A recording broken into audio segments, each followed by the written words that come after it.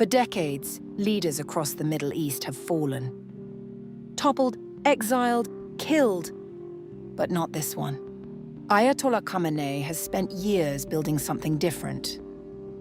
A system so layered, so ruthless, that even his own death may not bring it down. A regime engineered to outlive its master.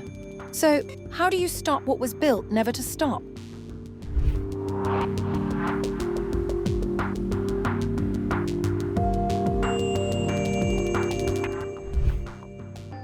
Iran's supreme leader has long been portrayed as an austere cleric presiding over a complex republic.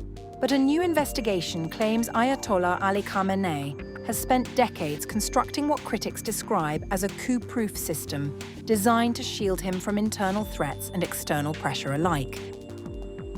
An exclusive report by The Sun alleges that Khamenei has built a layered network of loyalists across Iran's military, intelligence, and judicial institutions, ensuring that ultimate authority rests firmly in his hands.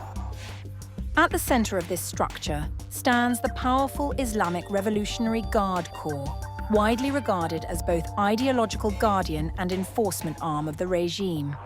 The report claims that senior commanders, security chiefs, and political enforcers operate in tightly controlled circles, bound by patronage and loyalty to the supreme leader.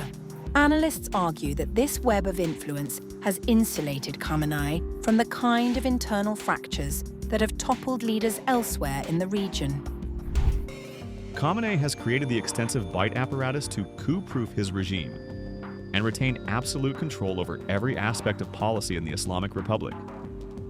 Khamenei has the Bayt to ensure continuity and the durability of the regime should he be eliminated. Beyond the Revolutionary Guards, the investigation points to the influence of the Basij militia, intelligence branches, and a judiciary often accused by rights groups of cracking down harshly on dissent. Iran has faced waves of protest in recent years, fueled by economic hardship, international sanctions, and anger over social restrictions. Yet despite sustained pressure, the upper tiers of power have shown little visible fragmentation. The structure he's created ensures that his elimination will not result in the complete collapse of the regime, despite the fact that Khamenei has personalized every aspect of power in the Islamic Republic. Supporters of the Iranian leadership reject such characterizations, arguing that the country's structure reflects its constitutional framework and revolutionary principles. They maintain that institutions such as the Revolutionary Guards safeguard national sovereignty in the face of foreign threats. The report further alleges that key appointments across the military and security apparatus have prioritized ideological loyalty over technocratic independence. Observers say this approach has reinforced cohesion within the ruling elite, even as economic pressures mount. The regime is perhaps at its weakest point, yet the Bayt continues to ensure its durability. The Bayt provides that durability.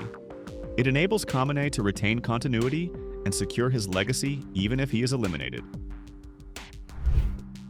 As Iran navigates mounting geopolitical tensions and internal economic strain, the durability of this so-called coup-proof system will continue to draw scrutiny. For now, the supreme leader appears firmly entrenched, supported by a security architecture critics describe as both expansive and uncompromising. Whether that structure guarantees long-term stability or merely postpones deeper challenges remains an open question.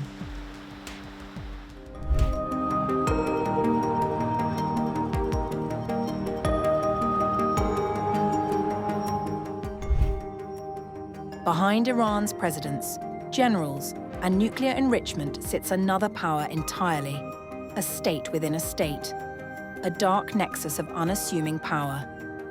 A new report published on February 25th has pulled back the curtain on it. The report, authored by Saeed Golkar and Kasra Aarabi for United Against Nuclear Iran, detailed what it describes as the Bayt, the Office of the Supreme Leader, a shadow apparatus of roughly 4,000 core operatives and tens of thousands of affiliated personnel embedded across Iran's military, economy, religious institutions, and government bureaucracy. The man at the center of it all is Ayatollah Ali Khamenei, but according to the report, the system was built to outlast him. Aarabi, who co-authored the report, told Fox News Digital the Bayt functions entirely outside public view, duplicating state ministries and monitoring loyalty within the armed forces. It is the hidden nerve center of the regime in Iran. It operates as a state within a state. This is what gives Khamenei absolute control. It's not the visible state, this is the invisible state. There are around 4,000 close employees. Think of them as commissars, the real policymakers. Beyond that, the Bayt's umbrella has 40,000 individuals working for it, entrenched at every single layer of policy, every single state entity. At the top of the Bayt's inner circle sits Khamenei's son, Mujtaba, described in the report as operating like a mini supreme leader within his father's office. Senior military promotions require sign-off from the Supreme Leader's office, with parallel counterintelligence units keeping watch over the armed forces for any sign of disloyalty. The Bayt also plays a decisive role in nuclear negotiations and wartime decision-making, the report says, ensuring ultimate authority stays concentrated around the Supreme Leader. The report arrives as speculation about Khamenei's health has grown, fueled by his reduced public appearances. Aarabi dismissed any suggestion that this signals a weakening grip on power. We saw this during the 12-day war. Even if he is hiding in a bunker, he is in full control. The Bayt has been tightening Khamenei's grip on power. Even if he is eliminated, the Bayt as an institution enables the Supreme Leader to function.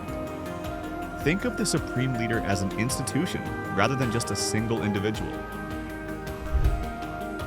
The structure was deliberately designed to function without Khamenei physically present. Should he die or be removed, the machinery surrounding him would carry on, like a hive. Eliminating Khamenei in isolation on its own is not enough. You have to dismantle this extensive apparatus that he has created. That finding carries direct implications for Washington. Aarabi was blunt. Killing Khamenei alone would not be enough. Any meaningful effort to weaken the regime would require dismantling the Bayt itself through sanctions, cyber operations, and military pressure, targeting the institution, not just the man at its center.